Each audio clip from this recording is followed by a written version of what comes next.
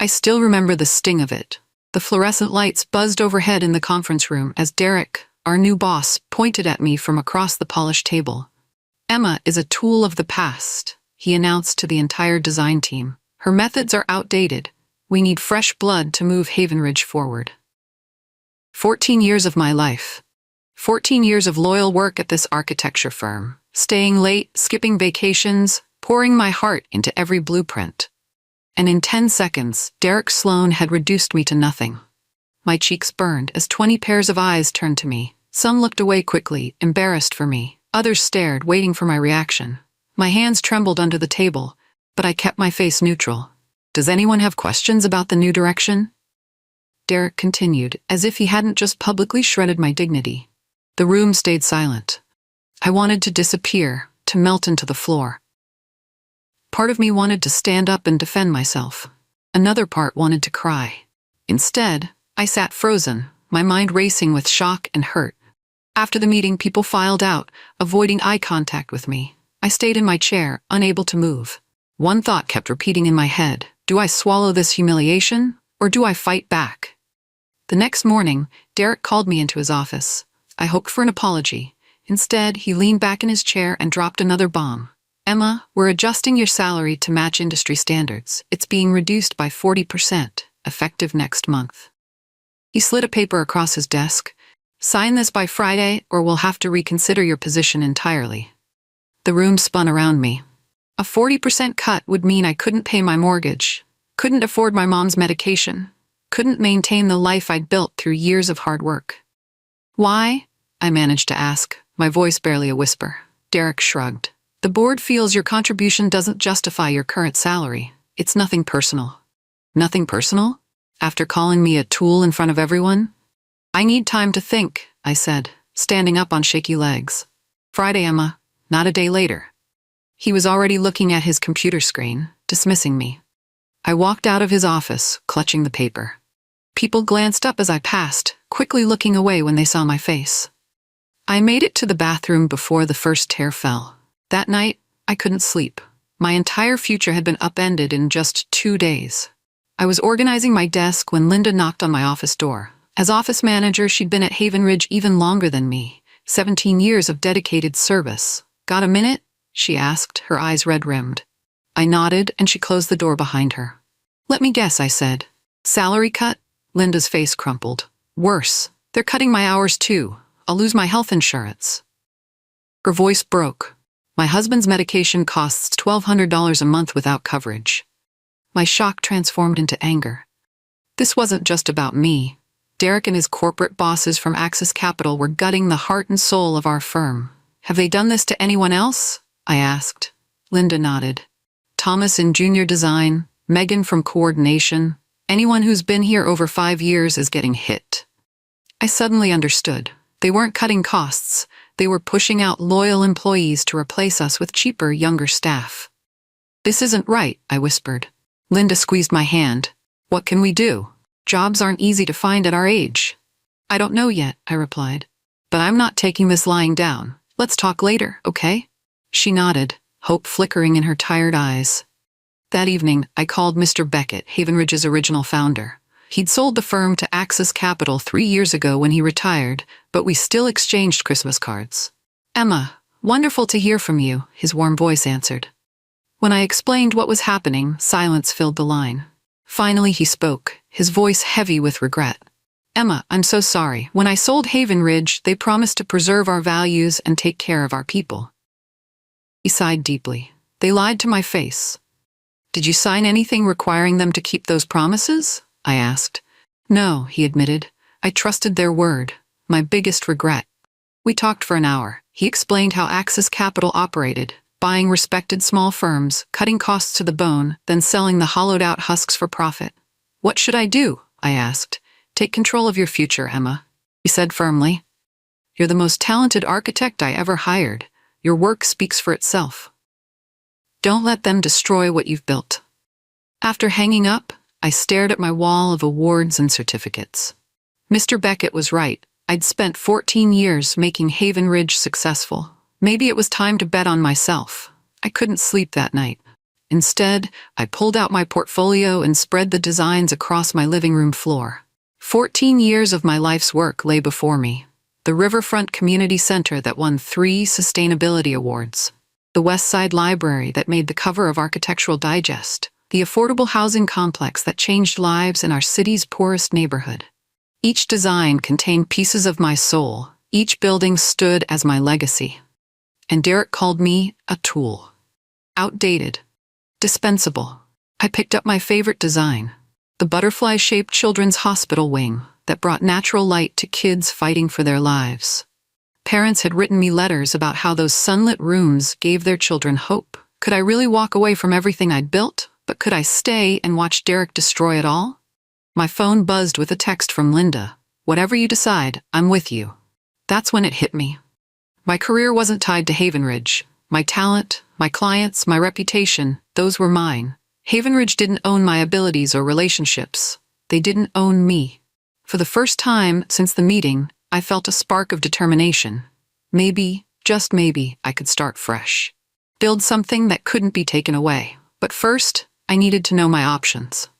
The next morning, I called Maria Santos, a lawyer friend who specialized in employment law. We met for coffee at a small cafe far from Haven Ridge. They can't just cut your salary by 40% without cause, Maria said, reviewing my contract.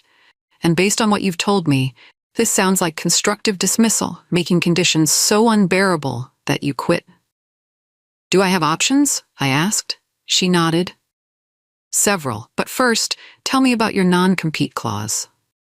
I handed her another document. She scanned it, then smiled. This is practically unenforceable in Georgia for architects under these circumstances, especially with how they're treating you. She looked up. Emma, you could start your own firm. My heart skipped. Really? Georgia law favors employee mobility. Since they're changing your terms significantly, you have grounds to leave and compete. You just can't take confidential documents or actively poach clients while still employed. For the first time in days, hope blossomed in my chest. What's my first step? I asked. Prepare. Get your finances in order. Line up potential clients quietly, but don't take any Haven Ridge materials or directly solicit their clients until you're gone. I nodded, a plan forming in my mind. Friday morning arrived. Instead of the salary reduction document Derek expected, I placed a different paper on his desk, my 2 weeks' notice. His smug expression faltered. What's this? My resignation, I said calmly. I won't be accepting the salary reduction. He leaned back, recovering his arrogant smile. Good luck out there, Emma. The market's tough for outdated architects. I met his gaze steadily. I appreciate your concern. Where are you going? Another firm? He asked, trying to sound casual. I'm exploring my options. His eyes narrowed. Remember your non-compete. I'm well aware of my legal rights, Derek. My voice remained professional, even as satisfaction warmed my chest. He stood, suddenly towering over me. You won't survive out there. You'll come crawling back in 6 months, begging for any position. I rose to my full height. I guess we'll see. Walking out of his office, I felt lighter than I had in weeks. The fear was still there, swimming beneath the surface, but something stronger had emerged. Determination. Co-workers whispered as I packed my personal items. Some looked sad, others envious. Linda caught my eye across the room and gave me a subtle thumbs up. The first step of my plan was complete. 2 days after quitting, I found myself standing in front of a charming brick building downtown. The real estate agent unlocked the door, revealing a dusty but beautiful space with tall windows and wooden floors.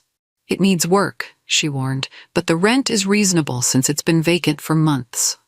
Sunlight streamed through the dirty windows, illuminating dust particles dancing in the air. In my mind's eye, I could already see it transformed. Drawing tables by the windows, a conference room in the back, a cozy reception area where clients would feel welcomed. It's perfect, I whispered. The agent looked surprised. Really? You don't want to see other options? I shook my head. Some decisions just feel right in your bones. That afternoon, I signed a 1-year lease with an option to extend. The landlord, Mr. Jenkins, seemed pleased to have a tenant who would respect the building's character. What's your firm's name? He asked as we finished the paperwork. I hesitated, then smiled. The building sat beside a small stone bridge over a creek. Riverstone Design Collective, I decided. As the sun set, I stood alone in my empty future office, terrified and exhilarated all at once. I had no clients, no employees, no guarantees, just a vision and 14 years of experience. I was starting from scratch at 42. I spent the next day setting up my new office with basic furniture. Around noon, my phone buzzed with a text from Thomas, one of Haven Ridge's junior architects. "Can we meet somewhere private? Bringing Megan." We gathered at a park 2 miles from Haven Ridge during lunch break. Thomas, in his late 20s, had been with the firm for 3 years. Megan, our 30-something design coordinator, had been there for 7. "We heard you're starting your own place," Thomas said, glancing around nervously. I nodded cautiously. News travels fast. "Derek cut my salary by 25%, he continued. "Megan's too." Megan leaned forward. "We want to come with you, Emma." I hadn't expected this so soon. "I can't promise stable salaries right away," I warned them. "It might be months before we're profitable." "We know," Megan replied, "but we'd rather take that risk than stay with Derek." Thomas nodded. "You taught me more in 3 years than I learned in all of architecture school. I'd follow you anywhere." My throat tightened with emotion. "I need 2 weeks to set up properly. Can you wait?" They exchanged glances, then nodded. "Others might join too," Megan whispered. "People are furious about what's happening." Hope flickered brighter. I wasn't alone in this fight. The peace was shattered 3 days later. My phone exploded with texts while I was meeting with a bank about a small business loan. "Derek knows," Linda's message screamed. I rushed back to my new office where an envelope had been taped to the door. Inside was a formal letter from Haven Ridge's lawyer threatening legal action for tortious interference and breach of fiduciary duty. Someone had betrayed my plans to Derek. My hands shook as I called Maria. After hearing about the letter, she laughed. "This is empty intimidation," she assured me. "They're trying to scare you because they're scared. You haven't done anything illegal." "But someone told them I'm recruiting people." "That doesn't matter legally. You haven't signed non-solicitation agreements with penalties.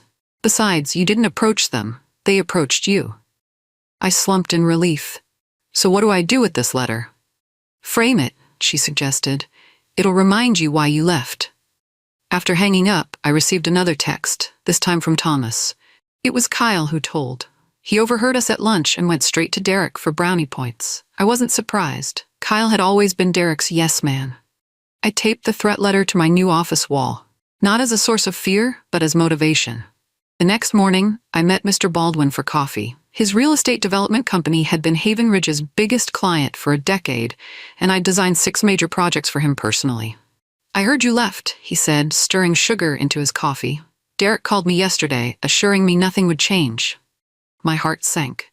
I hadn't planned to poach clients, but I'd hoped some might follow naturally. "I wish you well," I said sincerely. "Derek has talented people." Mr. Baldwin studied me. "You know, Emma, I've worked with a lot of architects. Most see buildings as structures. You see them as experiences for the people inside." I blinked, surprised by his observation. "That Baldwin Heights project you designed," he continued, "we've had a 95% tenant retention rate, unheard of in luxury developments." He leaned forward. "I don't work with firms, Emma. I work with people I trust." My pulse quickened. "What are you saying?" "I'm saying I have 3 new projects starting next quarter." He slid a business card across the table. "Call me when you're settled in your new place." As he left, I sat frozen in disbelief. Mr. Baldwin's projects alone could sustain my new firm for a year. When I finally stood up, my legs were shaking, but this time with excitement. The next day brought another letter, this one delivered by courier. Printed on expensive Haven Ridge letterhead, it accused me of stealing clients and misappropriating company relationships. It threatened immediate legal action unless I signed an agreement to not work with any Haven Ridge clients for 3 years. I called Maria immediately, forwarding her the letter. "This is getting ridiculous," she said after reading it. "They're trying to bully you because they know they can't legally stop you. Under Georgia law, client relationships belong to neither party. Clients choose who they work with. So I can ignore this?" "Not quite. Send a formal response through me. We'll remind them that intimidation can constitute harassment and that clients have free will." I agreed, relief washing over me. Then anger set in.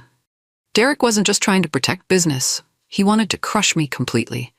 That evening, I framed the second letter and hung it beside the first on my office wall.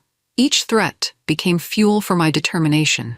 Each attempt to intimidate me reinforced why I had to succeed.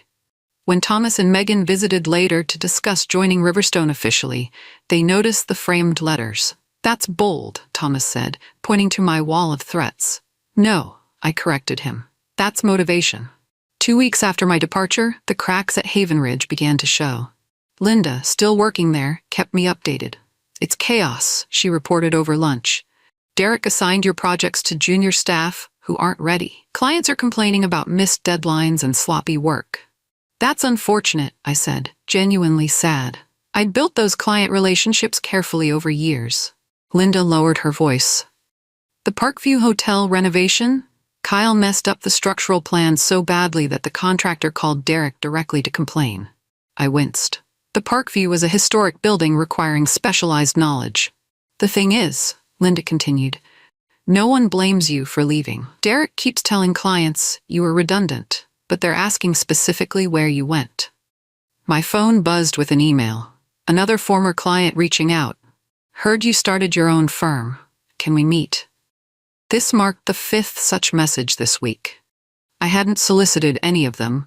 They were finding me through industry connections and word of mouth. My reputation, built over 14 years, was proving stronger than Derek's attempts to damage it. "I should get back," Linda said, checking her watch. "But Emma, everyone can see Haven Ridge falling apart without you." I smiled sadly. I took no joy in the firm's struggles, but I couldn't deny the validation. The surprising success of Riverstone's early days attracted attention. 3 weeks after opening, I received a visit from Marcus Chen, CEO of Prominence Design Group, one of the largest architecture firms in the Southeast. "Impressive start," he said, touring my modest office. "You've secured more clients in a month than most new firms get in a year." I thanked him, wondering why he'd come personally rather than sending an associate. He didn't keep me waiting long. "I'll be direct, Emma. Prominence wants to acquire Riverstone." My jaw dropped. "We just opened, and already making waves." He handed me a folder. "Our offer. Riverstone becomes a Prominence subsidiary. You get an executive position, significant salary, benefits, and resources to grow." The numbers made me dizzy. Financial security, instant prestige, none of the risks of running my own business. "Why now?" I asked, suspicious. Marcus smiled. "Call it strategic opportunism. You've proven your worth, and we'd love to take clients from Haven Ridge while they're vulnerable." That comment clarified everything. This wasn't about my talent. It was about using me as a weapon in corporate combat. "I need time to consider," I said politely. "After you left," I stared at the offer. It promised everything except the one thing I truly wanted: freedom to create on my own terms. I shredded the document that evening. 1 month after opening Riverstone's doors, I stood before my small but mighty team. Thomas and Megan had officially joined last week. Today, Linda sat nervously among them, having finally resigned from Haven Ridge. "Welcome to the official first day of Riverstone Design Collective," I announced, popping a bottle of champagne. "It's not much yet, but it's ours." We clinked glasses in our still sparse office, 4 people against an established firm backed by corporate millions. The odds seemed impossible. "I can only offer modest salaries to start," I admitted, "but you'll all have profit sharing once we're stable." "We're not here for the money," Linda said. "We're here because we believe in you." Thomas raised his glass. "To creative freedom." "To treating people with respect," Megan added. My throat tightened with emotion. "To new beginnings." After our small celebration, we got down to business. Our first major proposal was due tomorrow. A community arts center that could put Riverstone on the map. We worked late into the night, pooling our ideas, challenging each other, laughing despite the pressure. Looking around at their focused faces, I realized we'd already succeeded in one critical way. We'd created a workplace built on mutual respect. The finished proposal surpassed anything I could have created alone. I arrived at the office early to find Mr. Jenkins, our landlord, waiting nervously. "Emma, we need to talk," he said, fidgeting with his hat. "A man from Haven Ridge contacted me yesterday. Offered double your rent if I'd break your lease." My stomach dropped. "Derek?" He nodded. Said you were in financial trouble and would default soon anyway. Another attack aimed at destroying my new beginning. Derek was becoming desperate. Are you going to take his offer? I asked quietly. Mr. Jenkins looked offended. My father owned this building. He taught me loyalty matters more than quick money. He straightened his shoulders. I told him to take a hike. Relief flooded through me. Thank you. He smiled. Actually, I mentioned I have other properties needing renovation designs. Your competitor didn't seem interested in helping with those. I grinned. I'd be happy to look at those properties, Mr. Jenkins. Call me Harold, he said, shaking my hand. Later, I told my team about Derek's latest tactic. Instead of being discouraged, they seemed energized by the news. He wouldn't try to sabotage us if we weren't a threat, Thomas pointed out. Megan nodded. Every dirty move proves we're winning. Though Derek's tactics were troubling, they revealed an important truth. Riverstone had him running scared. The call came at 2:47 p.m. on a Tuesday. I put it on speakerphone so the whole team could hear. Miss Bailey, this is Councilwoman Jackson. I'm pleased to inform you that Riverstone Design Collective has been selected for the Arts District Promenade project. Gasps filled our small office. We'd beaten 5 other firms, including Haven Ridge, for this prestigious public project. Thank you, Councilwoman, I managed to say professionally. We're honored. After the call ended, we erupted in cheers. This wasn't just any project. It was high-profile, community-focused work that would be seen by thousands. The kind that builds reputations. We did it, Thomas shouted, high-fiving Megan. Linda wiped away tears. The committee chose us over established firms. I checked my phone as it buzzed with a text from my contact at City Hall. FYI, Derek threw a fit when he heard, said the selection was rigged. I smiled. Derek had assumed the project was his, counting on his connections rather than quality design. He'd presented a safe, uninspired concept, while we'd offered something innovative and community-centered. That evening, we celebrated at a local restaurant. Looking around at my team's joyful faces, I realized something important. We weren't just surviving. We were thriving. And this was just the beginning.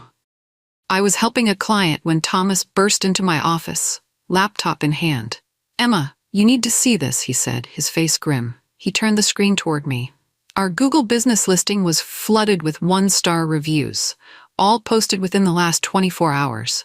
Unprofessional firm, missed deadlines. Terrible designs, avoided all costs. Stole ideas from previous employer. My heart sank. We'd only had 3 clients so far, all delighted with our work. These are fake, Megan said, reading over my shoulder, but they could scare away potential clients. Linda was already on her phone. My friend's daughter works in digital marketing. She says we can report these to Google, but it takes time to remove them. I studied the pattern and wording, too coordinated to be random. I clicked on one reviewer's profile, created just yesterday. It's Derek, I said quietly. This is exactly his style, attacking from the shadows. By afternoon, we'd found 15 fake reviews. Worse, they appeared just as we were finalizing negotiations with 2 major clients. We spent hours responding professionally to each review. We have no record of working with you. Please contact us directly to discuss your concerns. Then I had an idea. Thomas, can you trace the IP addresses? He nodded. Already on it. 3 definitely came from Haven Ridge's network. Evidence in hand, I called Maria. Derek had finally crossed a clear legal line. The fake review crisis took an unexpected turn the next morning. I arrived to find our Google rating had jumped from 2.1 stars to 4.8 overnight. Dozens of genuine 5-star reviews had appeared. Emma Bailey designed our corporate headquarters with incredible vision. Riverstone's team shows unmatched professionalism and creativity. So glad to see this talented architect leading her own firm. I scrolled through in amazement. Former clients, industry colleagues, even contractors I'd worked with, all publicly supporting Riverstone. How did this happen? I asked, bewildered. Linda blushed. I might have sent a few emails yesterday, letting people know about the fake review situation. The phone rang constantly that day, more clients wanting to work with the firm that had earned such loyalty.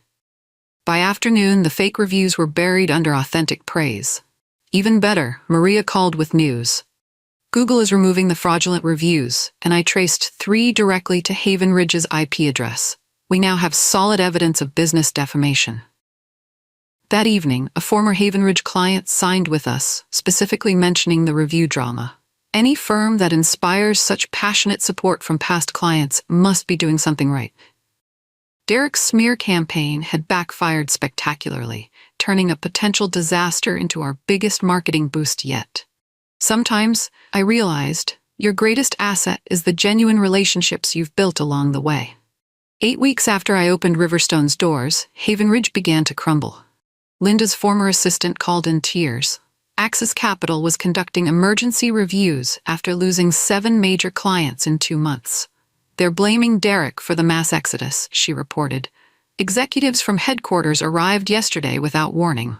Later that afternoon, Mr. Baldwin called. Thought you'd want to know. Haven Ridge completely botched the Preston Tower revisions. The client called me for recommendations, and I suggested your firm. Word spread quickly through Atlanta's architecture community. Haven Ridge, once respected for quality and reliability, was bleeding talent and clients. 3 more designers had quit. Projects were falling behind schedule. Mistakes were multiplying as inexperienced staff struggled under pressure. I felt no joy in their collapse. Too many good people still worked there. But I couldn't deny a sense of validation. What Derek had dismissed as outdated had been the firm's foundation. Experience, relationship building, and attention to detail. That evening, after everyone left, I sat alone in my office, reviewing Riverstone's growing project board. In just 2 months, we'd secured enough work to keep us busy for a year. We were already planning to hire 2 more staff. My phone buzzed with a news alert. Axis Capital launches internal investigation into Haven Ridge management. Derek's reckoning had begun. The email arrived from an anonymous address. You should see these. Derek deserves what's coming. Attached were dozens of internal Haven Ridge documents and emails. I recognized the sender's writing style immediately. Derek's assistant, Jessica. The files revealed everything. Derek's deliberate targeting of veteran employees, his lies to Axis about performance issues, even instructions to fabricate reasons for salary cuts. Most damning was an email where he bragged about clearing out the dinosaurs to make room for cheap, fresh graduates we can control. There was also evidence of him ordering staff to create the fake reviews, with the chilling instruction, make sure it can't be traced back to us. My hands shook. This was the smoking gun that proved his systematic campaign against loyal employees wasn't about industry standards, but callous cost-cutting and ego. I forwarded everything to Maria without opening most files. Is this usable? I asked when she called. Legally complicated, she admitted, but devastating if it reached Axis Capital's board. I felt a moment of temptation. I could destroy Derek completely with these documents, but using stolen internal communications might cross an ethical line, even if he deserved exposure. Let me think about next steps, I told Maria. There has to be a clean way to use this information. 3 days after receiving Jessica's files, I met with Maria to finalize our strategy. Rather than using the documents directly, we crafted a careful legal letter to Axis Capital's general counsel. We cite specific instances of defamation, tortious interference, and harassment, Maria explained. Without revealing our sources, we note that evidence exists of intentional misconduct by Derek Sloan, including the fake review campaign. The letter didn't threaten a lawsuit directly, but made it clear we could pursue damages if necessary. This puts the ball in their court, Maria said. They'll have to investigate to protect themselves. Within hours of delivery, Axis Capital's lawyers requested an emergency meeting. They arrived with a settlement offer and non-disclosure agreement. $50,000 to close this matter quietly, their lead attorney proposed. No admission of wrongdoing. I stared at the document, remembering Derek's smug face when he called me a tool in front of everyone. They wanted to buy my silence with money while he continued destroying careers. No, I said firmly. I don't want hush money. I want accountability. The lawyers exchanged nervous glances. What exactly are you seeking, Miss Bailey? A full investigation into Derek's management practices and a formal acknowledgement of what happened. They left promising to consider my position. Maria smiled. They're scared. You've got leverage. The news broke on a rainy Tuesday morning. Axis Capital announces leadership changes at Haven Ridge Architecture. The press release used corporate language to mask the reality. but the message was clear. Derek had been removed. My phone exploded with texts from current and former Haven Ridge employees. The official story was that Derek had chosen to pursue other opportunities, but everyone knew he'd been fired. Later that day, I received a formal letter from Axis Capital acknowledging management irregularities under Derek's leadership and expressing regret for any unprofessional treatment experienced by former employees. They also confirmed they were reviewing all recent terminations and salary reductions. Thomas burst into my office, waving his phone. "Derek's LinkedIn says he's seeking new opportunities," he reported gleefully. "And check this out. 3 major firms have publicly stated they have no openings for him." Word had spread throughout the industry. No one wanted to hire an executive who had destroyed a respected firm's reputation in just a few months. I felt an odd mix of emotions. Relief that justice had come, satisfaction seeing Derek face consequences, but also a strange emptiness. For weeks, pushing back against Derek's attacks had driven me. Now that chapter was closed. It was time to focus entirely on building Riverstone's future, not reacting to Haven Ridge's past. 6 months after opening Riverstone Design Collective, we moved to a larger office. Our team had grown to 12 people. Our project board was full, and we'd even won a regional design award for the Arts District Promenade. The new space had high ceilings, large windows, and enough room for our expanding vision. As I watched the team setting up their desks, I felt a surge of pride. We'd built something special, a firm where talent was respected, creativity flourished, and everyone had a voice. My phone rang with an unfamiliar number. It was Janet Wright, Axis Capital's new regional director. "Emma, I'll be direct. Haven Ridge is struggling to recover from Derek's damage. We need someone to right the ship." She paused. "We'd like to contract Riverstone as consultants to help rebuild." I almost laughed at the irony. The company that had allowed Derek to humiliate me now wanted my help fixing his mess. "I appreciate the offer," I said carefully, "but Riverstone is focused on our own growth path." "We could make it very worth your while," she pressed. "Sometimes success is the best response to mistreatment," I replied. "I wish Haven Ridge well, but my future is here." After hanging up, I walked through our buzzing office, watching my team collaborate with enthusiasm and respect. This was my victory, not helping those who had discarded me. 1 year to the day after Derek called me a tool in that painful meeting, I stood in Riverstone's conference room addressing our team of 15 talented professionals. The walls displayed our completed projects and awards. The energy in the room vibrated with creative possibility. "When I started this firm, people said we wouldn't last 6 months.